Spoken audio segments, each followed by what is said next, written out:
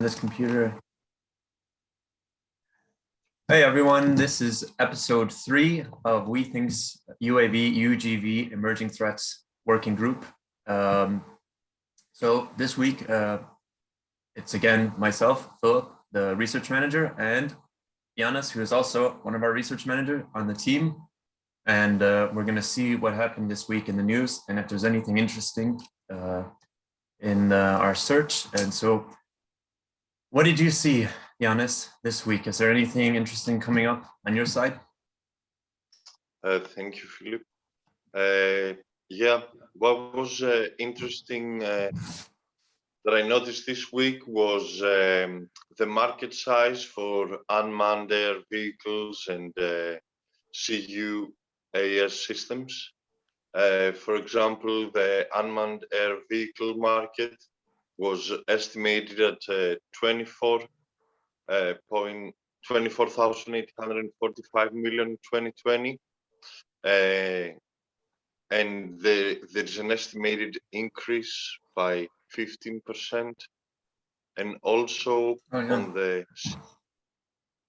CUAS market, the forecast for 2028 was impacted by global analysis and COVID-19, but the counter UAV market is projected to reach $5,000 million by 2028 from 1,921 million this day. And you can see actually the change in the market by the investment in counter UAV systems by a new technology that was developed by Teledyne. It's LVSS mobile surveillance system. They upgraded it with capabilities of detecting simultaneously 500 targets up to a 20-kilometer range, which solves a major problem that was drone swarms. It was difficult to detect big numbers of drones at the same time, and they seem to have managed to find an efficient way from a very long distance.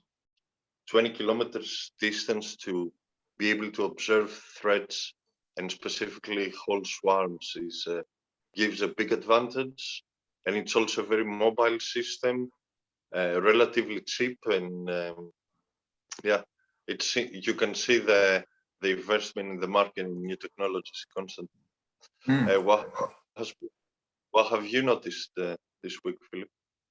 Yeah, I guess in the same trend of the markets, I saw that the U.S. Navy was announcing how they would have a number of different new unmanned systems, from UAVs to also unmanned naval vehicles. And so here you see the few points that they have a number of unmanned ships and aircraft in development. They'll have many roles in the Navy, but they have had some issues. And I believe the plan is to have them working with the aircraft carriers in the near future. So they're saying that they'll have these essentially drone warships. So I'm going to see if there's any photos down here.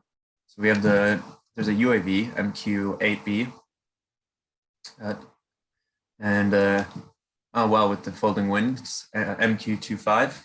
And there we go. This appears to be an unmanned surface vessel.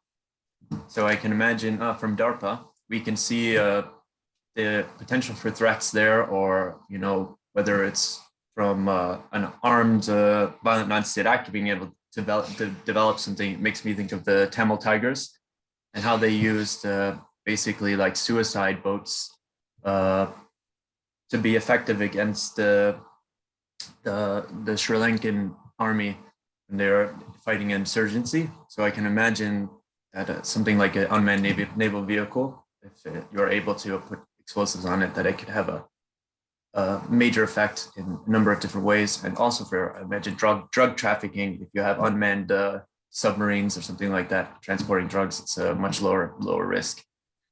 So also going back to this week's our continuing discussion on Ukraine.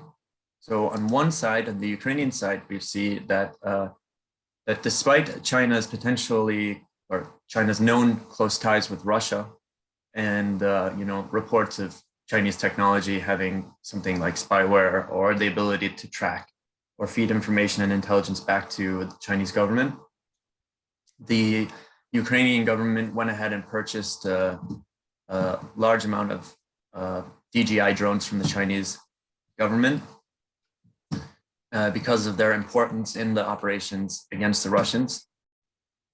On another point, apparently there were discussions of Russia developing a number of different UAV capabilities, so swarms and also autonomous or AI-driven drones, armed drones.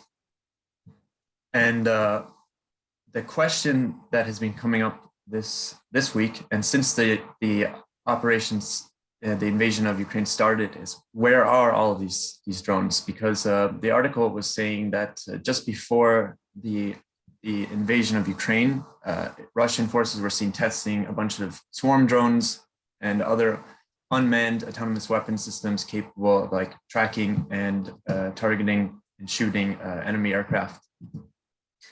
But also the interceptor drones that were used in the Artsakh, Armenia, Azerbaijan conflict. But there has been nothing seen from the Russian side so far, according to reports. And so the question is why? Why have they not appeared?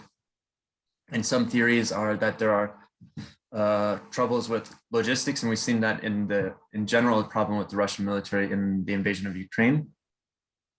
Some other reports of Russian military vehicles breaking down. But one particularly interesting thing, and I think maybe we can discuss it next week, but we would be interested to get all of your perspective on it, because maybe it's some of you studying UAVs and especially the sociological side of UAVs and unmanned technology, is that there appears to be a lack of trust in the technology, which is interesting, seeing how effective it is. Why is it that on the Russian side, there could be a lack of trust in drone technology? And maybe some of you have an understanding of why Russian drones aren't appearing. So we would be happy to hear your answers there. And the last thing, I think that's everything. So I don't know if there's anything else, any comments you had, Giannis?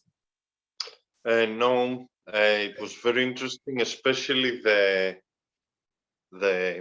how was it called, unmanned surface vehicle? The Navy thing, the unmanned. Yes. That looks, it can have a lot of potential in many different fields, like you said, for drug cartels, many implications also for like medical purposes, like medical evacuations. You can just send a drone there in the middle of the sea to pick up someone.